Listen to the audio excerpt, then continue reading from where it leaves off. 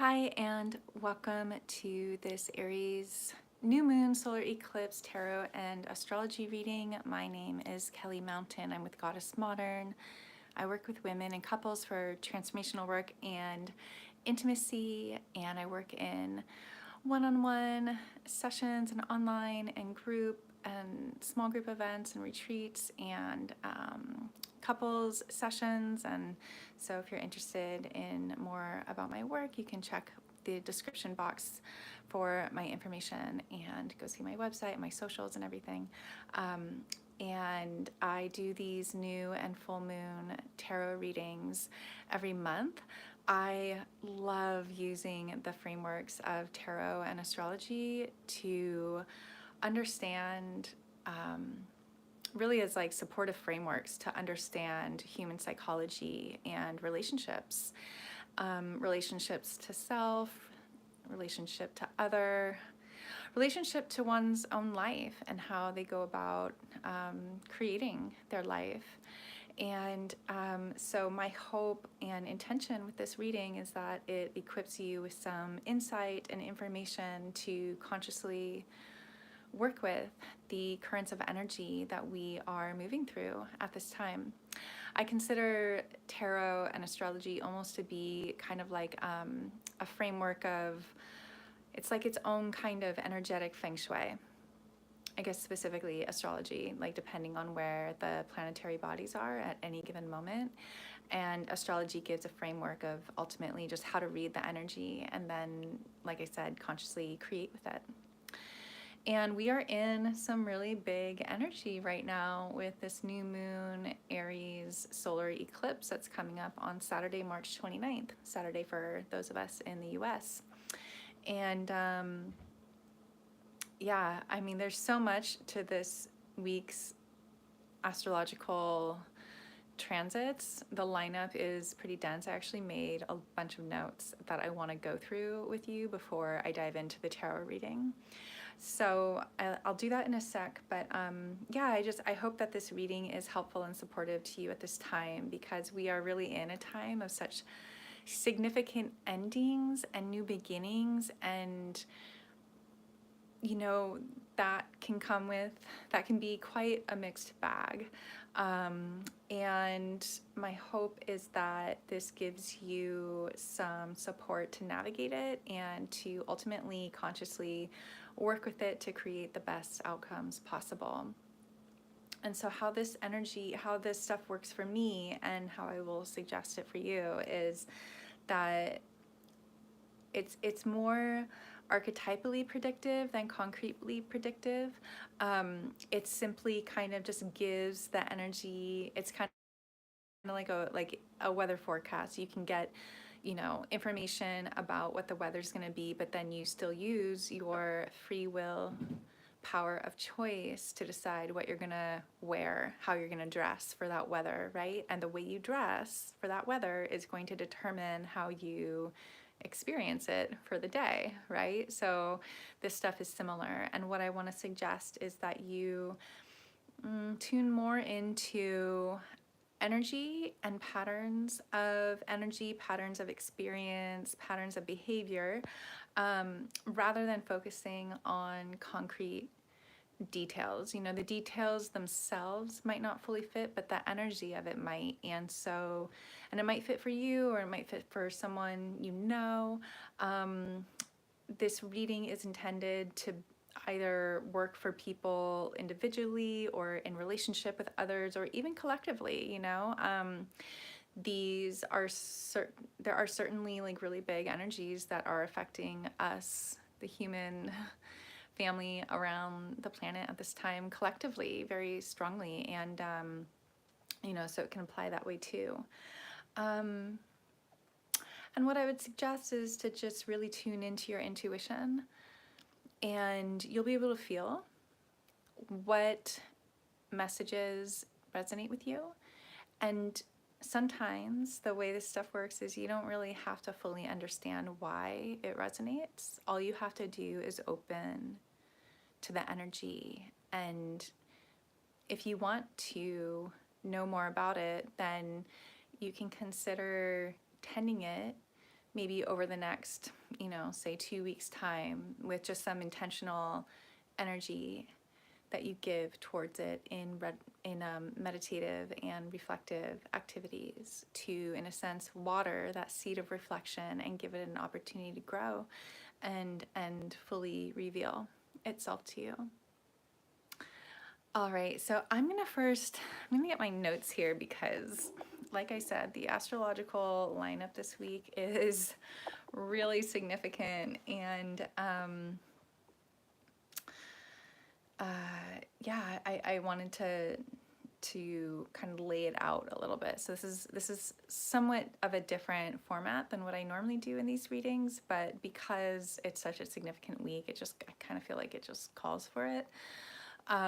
Okay, so we've got this new moon solar eclipse in Aries, and the thing about it is that it is the last eclipse on the Aries Libra eclipse cycle for the next 9 years.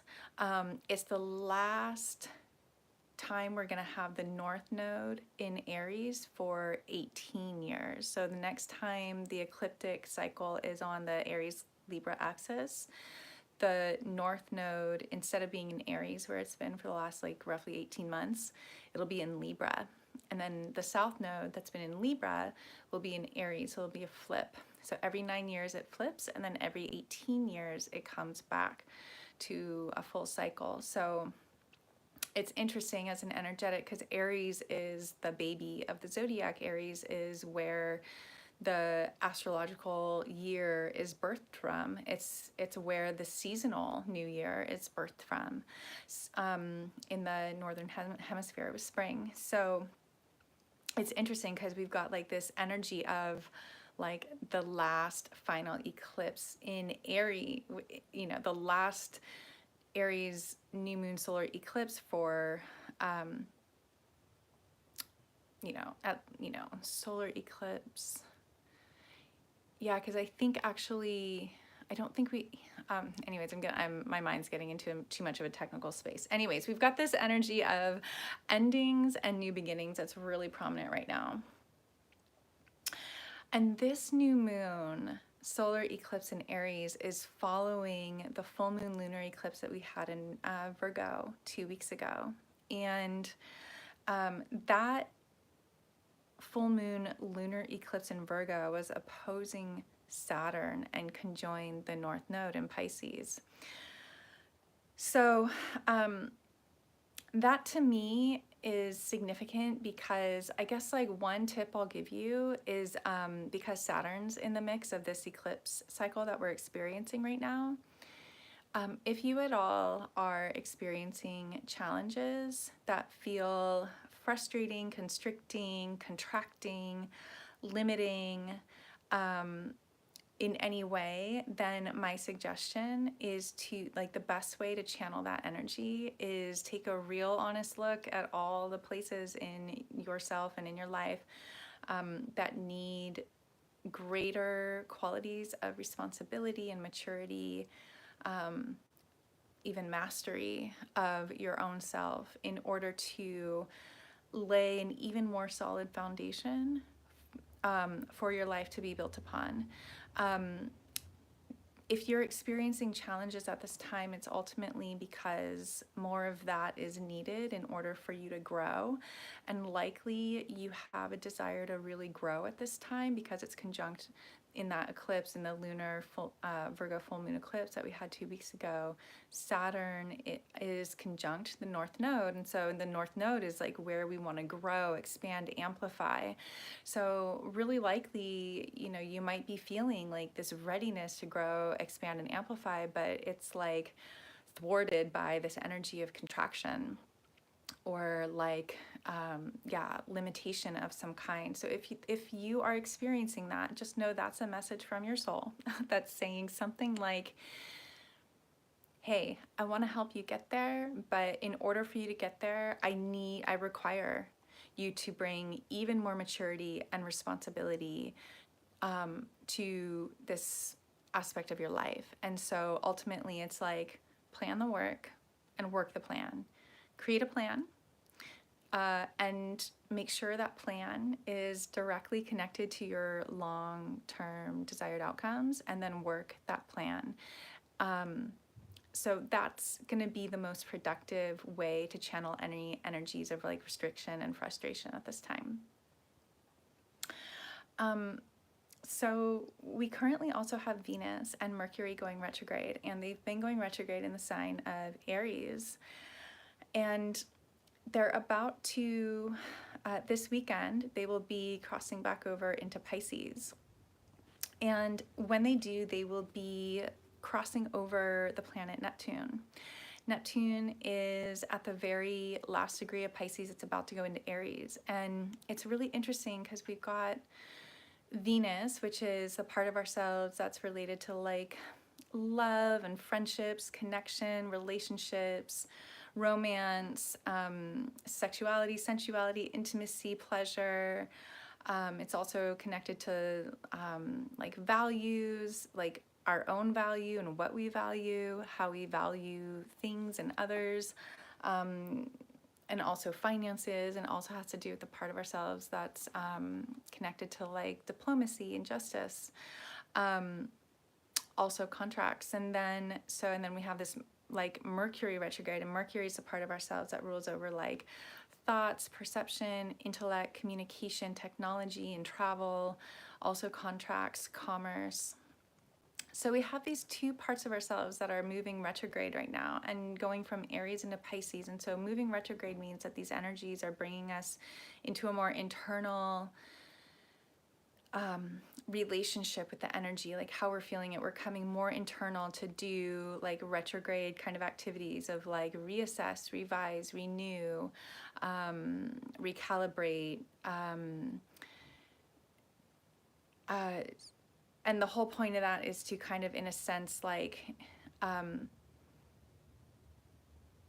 do what's needed kind of like in the back, in the kind of like behind the scenes, like more internally, or behind the scenes meaning kind of like the back of the house, like systems of life, to like really go over all that stuff and give it what it needs to kind of shore up and like reevaluate and like, okay, what does it need, and kind of redo, reset, so that when the energies move forward again, they've got, you know, that work has been done, and it'll be more effective as the energy starts moving forward again. And so just to like explain a little bit, like, you know, the retrograde and direct periods of planetary movements, it correlates to just like the natural rhythm of life. Like in classical tantra, it's called svanda. It's like, it's the great inhale and exhale of life. It's the great contraction and contraction and expansion, that like, it's kind of like a melodic, rhythmic patterning of life, that everything is constantly in this motion, and one must happen in order for the other to happen. And so, you know, it's kind of like how to stay like kind of energetically tuned in to like when our life is coming into a contracted place and when our life is coming into an expansive place. And right now, because of these, we've been actually in this year, for the first like whole quarter of this year, we've had like all the personal planets in retrograde. Almost, well, a lot of them. We've had Mars, the first, like Mars just went direct like really recently. I can't remember exactly what date, but basically January, February, March, Mars has been retrograde, and then just recently turned direct, then Venus, and then Mercury. And it's interesting, again, with like Saturn being involved in that recent full moon lunar eclipse in Virgo, because it's Saturn is the other personal planet. It's almost as if like we're getting this like massive kind of internal makeover that's trying to align us with a greater path of purpose and authority and mastery and ultimately wisdom, so that we can apply that to the day-to-day tasks that are needed in order to accomplish our goals and make our dreams come true in the areas of life that we're ready to expand and amplify and grow more in right now. So that's how I'm like reading the energy of this eclipse window right now that we're in.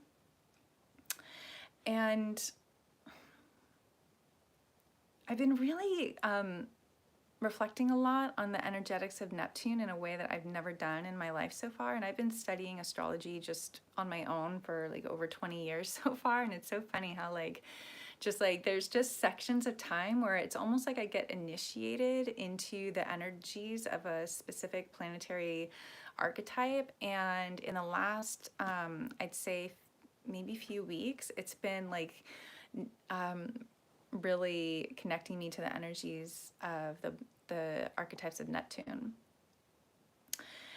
And Neptune is a planet that moves really slowly around the whole zodiac. So it takes 164 years to make a full rotation around the zodiac. So none of us will be alive the next time Neptune comes back to this position in the cosmic sky. And so, talk about like this energy of this new moon Aries solar eclipse that we're about to come up on Saturday, March 29th. The day after, we've got Neptune entering Aries. Again, none of us alive on the planet today has ever lived through Neptune at 0 degrees Aries. So this is a first for all of us, and Neptune is part of the more like collective planets along with like Pluto and Uranus. And so, yeah, it's a really significant new beginning. And I guess I want to share a little bit about the range of Neptunian energies, like how that can be experienced. So we've had Neptune now in Pisces for the last about 14 years. And so Pisces and Aries are very, very different energies. So, I'll go into that in a sec. So the range of energies with the Neptunian archetype.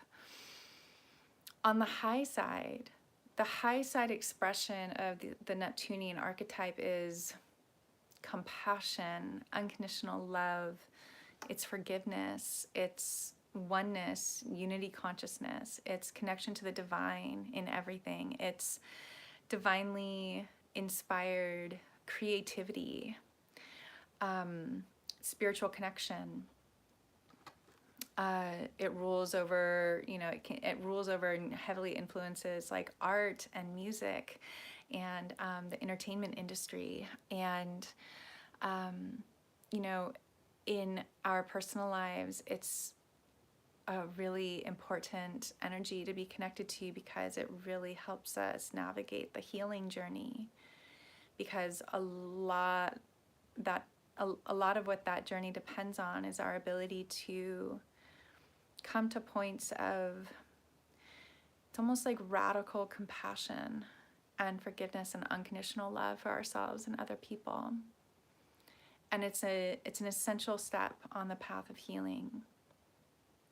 And without it, we won't fully heal, and we are likely to also, without it, be stuck in energies of victimization, of over-identifying as a victim to other people or to circumstances. And that's a dangerous energy to overindulge in. So, other lower side aspects of Neptune, when it's underdeveloped, is going to be things like delusion and illusion.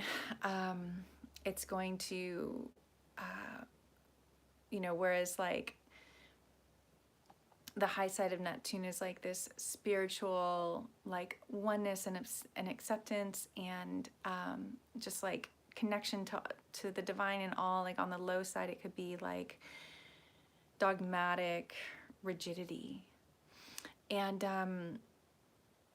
Neptune, it rules over our belief systems as well. So it's a really, really it's a really important aspect of ourselves, and it's a powerful, very powerful time for all of us to be doing like some introspection on our belief systems. And basically like one real defining character or quality of where we're at with that part of ourselves, do our belief systems have the power to unite? Or do our belief systems separate? So very important question for all of us at this time in history, I think. And if, and it's just, we can all take that in and reflect and see where we're at with that. So I'm going to keep going here. Okay, so yeah, the symbolic significance of both Venus and Mercury moving retrograde, and they're gonna enter Pisces, and then conjunct, they're gonna hit Neptune as they go, and then they're gonna pass deeper into Pisces, and then Mercury and Venus are gonna go direct, and they're gonna come back forward through Pisces, and once again then they're gonna hit Neptune again, but this time it's gonna be in Aries, and then they're gonna keep going. So archetypally, symbolically, it's like the questions to ask right now with these energies. As Venus and Mercury are moving retrograde and they hit Neptune, I think there's a reflective question that sounds something along the lines of, how are these like Venusian and Mercurial aspects of myself ready to be like redefined, reworked, reestablished, reassessed, reevaluated? And how can I use the high sides of Neptune, these Neptunian energies, to guide me into how to do so? And then when Venus and Mercury are moving forward again and they pass Neptune again, this time in Aries, there's going to be this question, this reflection that could be like in the form of a question that sounds something along the lines of, now that I've learned about these parts of myself, now that I've reflected and reviewed and revised and reassessed these parts of myself, these Venusian and Mercurial parts of myself, Venusian being love, romance, friendship, relationship, connections, money, values, finance, justice and diplomacy, and Mercury being like thought, perception, intellect, communication, commerce, business, travel, technology, now that these parts have been reworked, how can they benefit from passing over and receiving the high side benefits of Neptune once again, but this time in Aries, which is going to be like, when Neptune was in Pisces, it's influenced by like feminine, watery, intuitive, creative, mystical, healing energies. And then when it moves into Aries, Aries is like the pioneer, the warrior. It's in tarot, it's the emperor, it's archetyped by the emperor. It's it's a masculine energy, whereas like Pisces is like feminine and inward and very still and intuitive and quiet and, connecting to creative energy and to spirit and source energy. Aries is like masculine and active and passion and purpose and creativity, and is like the pioneer forging the way, so it's like, as Venus and Mercury are moving forward and pass over Neptune and Aries for first time in our lifetime, there's this question that's like, now that I've reworked these parts of myself, how can I be in service to? In service to is a very Neptunian kind of a way to frame a question. Can I be in service to the high sides of Neptune, of connection to spirit and the divine and oneness and compassion, healing and forgiveness and unconditional love, and how can I put it into action? How can I direct it into a form of like purpose and passion and creativity in a way that's unique to me, in a way that's new, in a way that maybe hasn't been done before? It's gonna be these are gonna be fun energetics to experiment, you guys, and there's going to be a real need for all of us to stay connected to kindness and compassion and forgiveness to ourselves and everybody. If there's any cases where people aren't really, if they are not yet connected to the high side aspects of these energies, to the more mature, refined aspects of these energies, you know, people, it will be important to offer them compassion and kindness, that, you know, they're doing the best they have with the awareness they have, with the experience they've gained in life, with the information and the tools. They're doing their best. Their best might fall short and it might super suck, you know, but the high side energy of Neptune is like, how can we still love them exactly as they are, accept them as they are, have compassion, forgiveness, and kindness for them. You know, and there's ways that we can like just, you know, do it at a distance, right? Love you at a distance. You know, and there's other ways that, you know, if somebody seems like, if they're asking for help, especially, you know, and if you're somebody that can help them with those parts of themselves, you know, like there's, it's a good time, it's a good kind of like energy to extend that generosity if somebody asks for help in these aspects of themselves. And, you know, because it comes down to like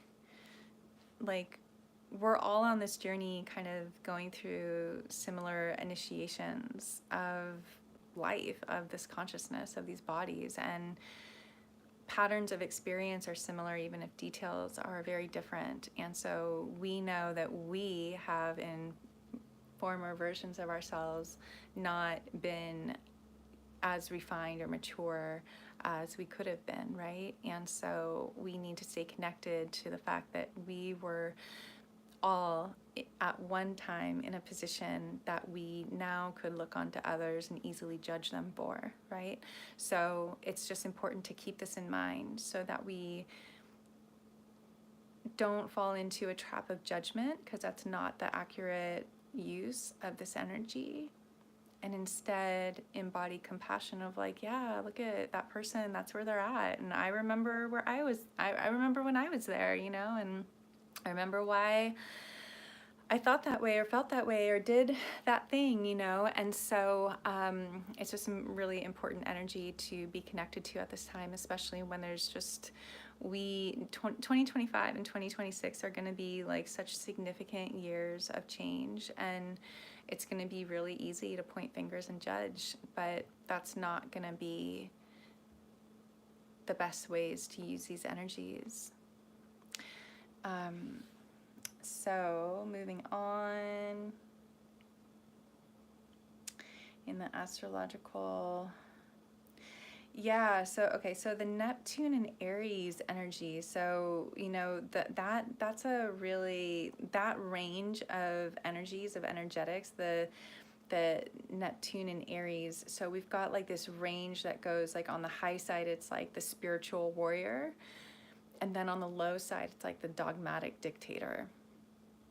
And so, you know, spiritual warrior, in my opinion, spiritual warrior, that is someone who is willing to go inside and do apply that spiritual warrior energy to their own shadows inside.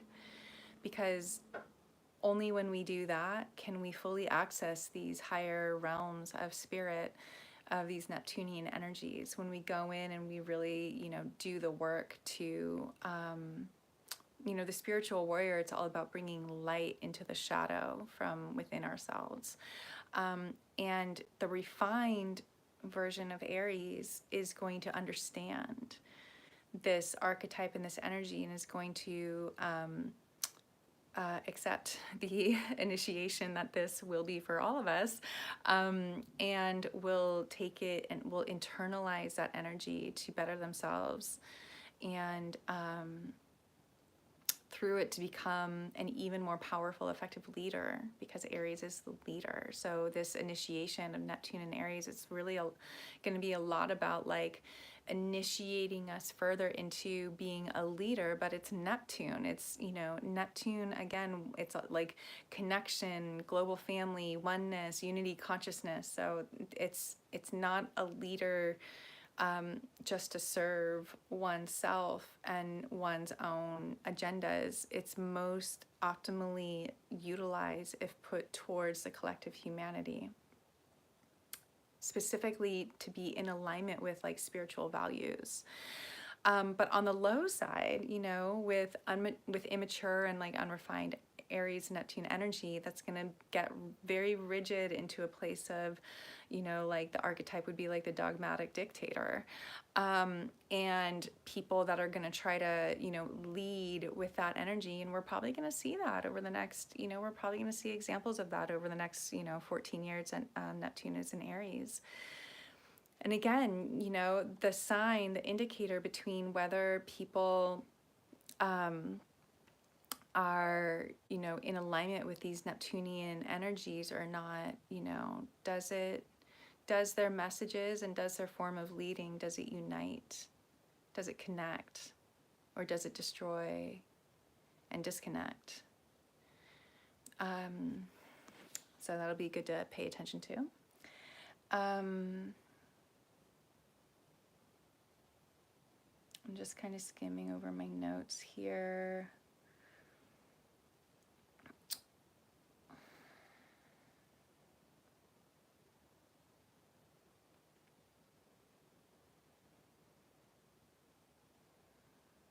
Okay, so I feel like I've said a lot about the astrology. It's just really big cycles, guys, that we're going through right now. I mean, there's just so many astrological cycles that are, you know, 2024, 2025 and 26 are going to be such game-changing years around the world. And there's things, you know, there's cycles ending and beginning right now that, you know, none of us have been alive to see on the planet yet. So it's, in a sense, going to be a giant experiment that we're all here for. And you know what? I'm grateful to be here with you all on it, because in some way, as far as what I can tell, we all agreed to be here at this time. And my hope is that we all choose to consciously work with these energies to be in service of our spiritual values and to be in service of truth that connects, truth that creates, truth that is loving and compassionate,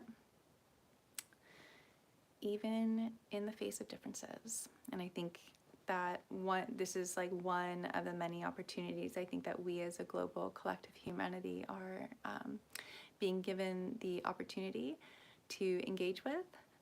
We are all certainly on an initiation with these energies, whether we consciously know it or not. But if you're into this stuff, if you're here in this video with me, then likely you are conscious of it and wanting to engage with it. Speaking of engaging with it, let's dive into the tarot, okay? Thanks for hanging in there with me this long if you're made it here this far in the video. Okay, so I'm gonna start with Nicole Piar's Spirit Cats deck. She does these beautiful watercolorings and then channels these messages, and I always like to start with these with my new and full moon readings. So here we go. We've got Guardian. Meet Lavendril. She stands sentinel, a gentle yet protective force. She can help you guard your mind against negativity, defeatism, and delusion. She is a shield that only allows the words and actions of people with compassionate intentions to reach the depths of your being. She keeps your true self safe as you journey into the depths, seeking understanding and healing. She is a master space holder. Lavendril will hold your hand in her paw as you cry, as you dance wildly, as you merge with the all, as you dissolve and evolve. I don't know how she does it, but this woman, she's a friend of mine. She's such a magical creature. Nicole Piar, Spirit Cats deck. I will put the information in the description box below. Every single time I do these readings, you guys, her channeled messages somehow fit perfectly to the astrological archetypes that relate to the moon phase and to the reading. So talking a lot about Neptune in this reading, right? Oh, I remember something I wanted to share with you. Okay, I'll come back. Okay, so here we go. She can help you guard your mind against negativity, defeatism, and delusion. Negativity, defeatism, and delusion are the lower range energetics and expressions of Neptune. She is a shield that only allows the words and actions of people with compassionate intentions to reach the depths of your being. Whenever you hear the word compassion, you know that the energies of Neptune is being channeled into that moment. She keeps your true self safe as you journey into the depths seeking understanding and healing. So, journeying into the depths, understanding, healing. She will hold your hand in her paw as you cry, dance wildly, and merge with the all, dissolve and evolve. So that statement, merge with the all, because Neptune is like no boundaries, no borders. It's all one. We're all just like one giant field of cosmic collective consciousness as you dissolve and evolve. And so dissolve and evolve are the energies of Neptune. You can think of Neptune like the waves of the ocean that crash on the shore, and there's this coming in and then this going back, and it's kind of like it's arriving and then dissolving. It's progressing, evolving, and then dissolving. Neptune, I was reflecting recently of how Neptune is the energetics of Neptune. They correlate to in classical tantra. There's these 5 acts of creation that we're constantly subconsciously playing with. And so there's the act of creation, the act of maintaining, the act of dissolving, but there's also the act of concealing and the act of revealing. And words like dissolving and concealing and revealing are all very Neptunian. And there's a purpose to this aspect of our consciousness. There's a purpose to why all of us throughout the day, many, many times, why we have aspects of ourselves that we conceal and aspects of ourselves that we are ready to reveal. And so it's just kind of an interesting connection there. So lots of Neptunian energy coming up in this card already. Okay, so in the first spread, I've got the Queen of Wands reversed, the 10 of Cups reversed, and the 2 of Cups.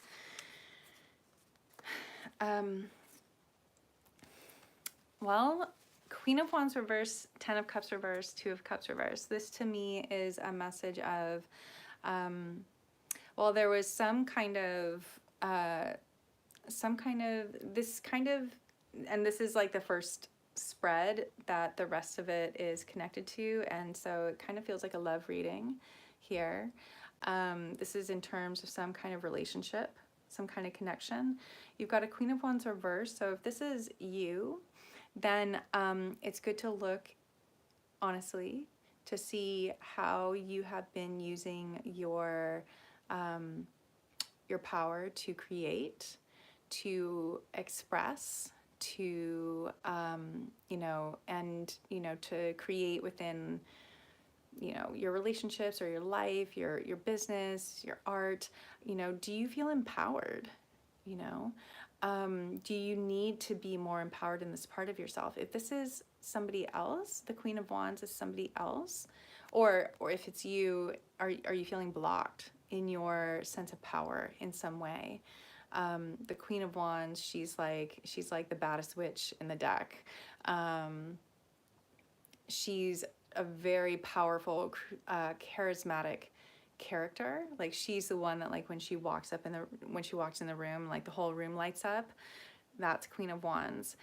If this is you, is there some kind of block in your ability to be connected and expressing that part of yourself? If this is somebody else, the Queen of Wands reverse is it's a pretty nasty energy, actually. It's somebody that will purposely go out of their way to manipulate and coerce and deceive and backstab, and so it's not a very pleasant energy if it's someone else that you're dealing with. In this spread, there is a connection to the Ten of Cups reverse and the Two of Cups. So I wonder if there's some kind of a breakup happening, and if this resonates for you, and it could be a breakup with, a romantic partner, it could be a breakup with a friend, something about some feminine energy who's not in her power, who is going through the loss of what she thought was a significant relationship. It is a significant relationship, but it's not working out in the way that she had thought or hoped. And the message here that's coming through right now from me to you with this scenario is that relationship wasn't supporting you to be the Queen of Wands energy in yourself. Something about that relationship was disconnecting you from your power, from your fire. And you need to go through this breakup in order to come back to yourself and find who you really are. And in fact, under the deck, the energy that's influencing this spread right now is the Four of Swords, which is healing. It's healing and rest. It's stillness. It's going within. And the whole point of this process, this Four of Swords process of healing and rest, is ultimately to find your truth. Find your truth, and to allow that truth to be honored through the way you communicate to people. Communicate, in all aspects, whether it be like verbal, nonverbal, in person, online, written communication. The Four of Swords healing process is so that you can find your truth and then honor it through the way you communicate to somebody else. But Four of Swords, the message there is don't rush this process. Take your time. You need to heal first and let that be your priority. Okay, moving on. The next spread, I got the Eight of Cups and the King of Pentacles reverse. So Eight of Cups is a letting go. It's a walking away, specifically from emotional disappointment. And the King of Pentacles reverse. Did I say King of Wands? I meant King of Pentacles reverse. The King of Pentacles reverse. So that's a older masculine energy who is either experienced as being very rigid or greedy or skimpy on resources of some kind. And resources that we share with other people, it could be obvious material resources and money and stuff like that, but resources that we share with other people, there's also personal resources of love and affection and trust and consideration. And these are very, very valuable personal resources that we share with each other in connection. And the King of Pentacles reverse energy is, for some reason, rigid or stingy or greedy with doing so. At the bottom of the deck, it's kind of like the energy affecting the situation that is either in the subconscious or it's kind of behind the scenes. It's this Queen of Swords reverse. So now we have two queens in the reverse position. We have the Queen of Wands and the Queen of Swords reverse and the King of Pentacles reverse. So so what this tells me is, if this resonates with you, it tells me that the people involved in this are ultimately getting they're learning more about how to actually further embody their own mastery. And because all of the descriptions that I can use here in this reading to define these energies, just remember to bring a compassionate listening ear to these descriptions, because once again, all of us have been in all of these like reversal kind of energies at one point in our life. So there's no better than, and there's no judgment. It's just simply energies that we're all moving through and cycling through and always learning and growing about. So, you know, try to listen with a compassionate ear.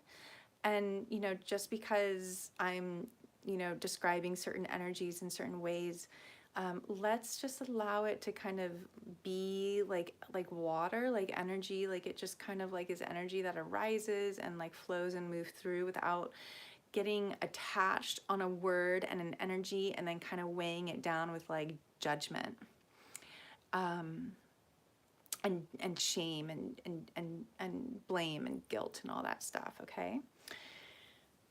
Queen of Swords reverse. If this is you, then this would say,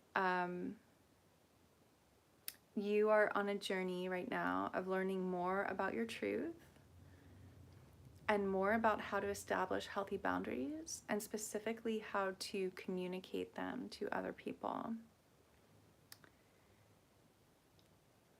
If this is somebody else, this is an energy that, this is a feminine energy that will go out of her way to purposely use words in ways that are not truthful. And it's just important to acknowledge, if you know people that use their words in ways like that, that are not truthful, and if they're consciously doing it, you know, like this is a card that could like symbolize gossip.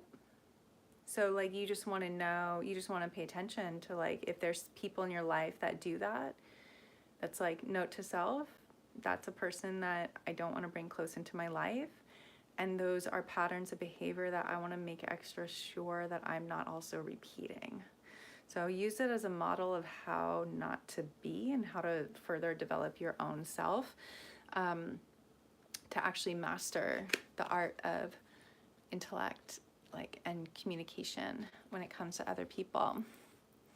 So moving on, I got the 8 of Wands. That was followed by the Temperance in reverse, 3 of Swords reverse, and the 6 of Swords reverse. And then it was followed by the 4 of Swords reverse, again coming up, double like emphasis on that message. And the card at the bottom of the deck was the 4 of Pentacles. Temperance reverse, 3 of Swords reverse, 6 of Wands reverse. Well, to me, this feels like some kind of heartbreak that for some reason is not healing.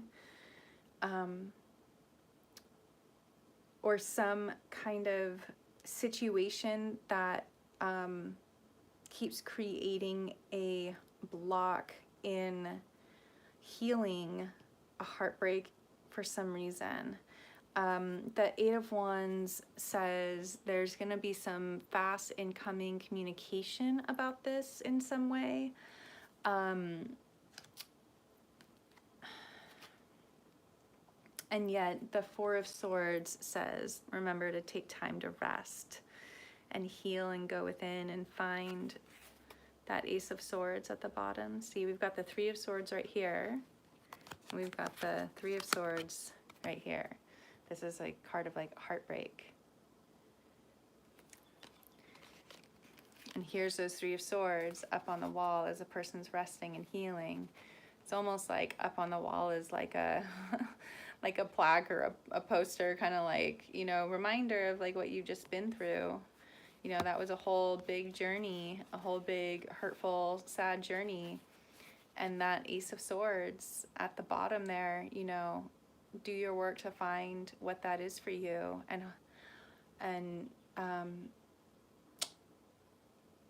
make that your truth, and make your words, your communications express that truth. So it's interesting because at the bottom of the deck there's this 4 of Pentacles, and so it makes me wonder, so this is like you know, these are all the Temperance, Three of Swords, and Six of Swords all came out reverse. So there's like a block in that energy of healing, heartbreak, and healing, forgiveness, balance. And then there's this holding, this card of holding. So is somebody not wanting to let go of something from the past? Is somebody afraid of change? Is somebody afraid of lack? Or is this an energy of I'm holding as a form of protection against this energy I'm experiencing? Is it a form of holding because one is very clear of what their value is and they're not going to give more than they know they should to a situation? So those were the energies that are coming up in the cards right now. It's some pretty intense energy. There's a, you know, if you or someone you know relates to the energies of these cards, you know, these are moments in life where we go through big transitions. It's almost like we've got to tear down an old story in order to rewrite a new one. And sometimes tearing down an old story comes with a lot of hard feelings. And that's okay. That's expected with that kind of journey. And you know, so the way out, the way to turn like these energies, especially like the Temperance, the Six of Swords reverse and the Temperance reverse, you know, when these energies are upright, these are beautiful energies of healing and balance. And circling back to the Neptunian influences right now that we're all swimming in, Neptune rules the oceans. The way through is compassion and forgiveness and unconditional love for ourselves and each other, for ourselves, for the ways that we either didn't know any better, the ways that we subconsciously sabotaged ourselves and the relationship. You know, compassion and acceptance and unconditional love for ourselves for the ways that we needed this experience in order to grow in ways that our soul is ready for at this time. And when we really, truly have embodied those energies, we can offer it to the other person. And a sign that one has not fully embodied those energies yet is that they haven't been able to fully offer it to the other person.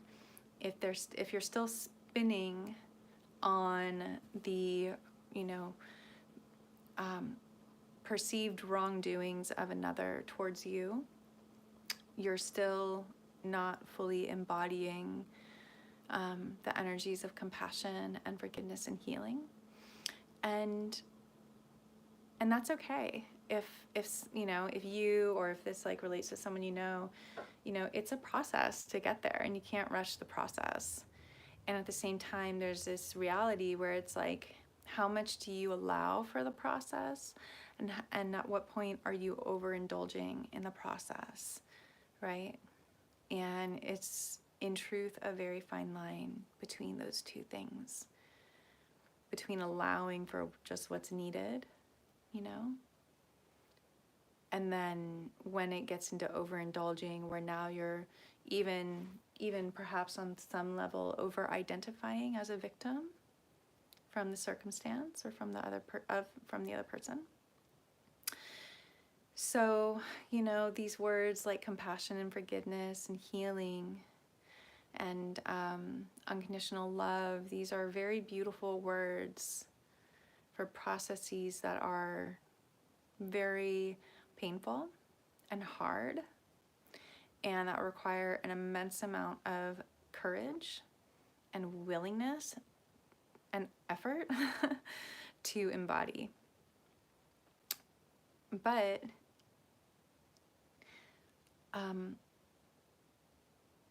it can be done, and it can be an energetic, it can create an energetic kind of respite from the energies of pain that come naturally from either breakups or, you know, just big transitions in life. So once again, there's just a really strong message in here for resting and healing if, you know, if this energy relates to you at all.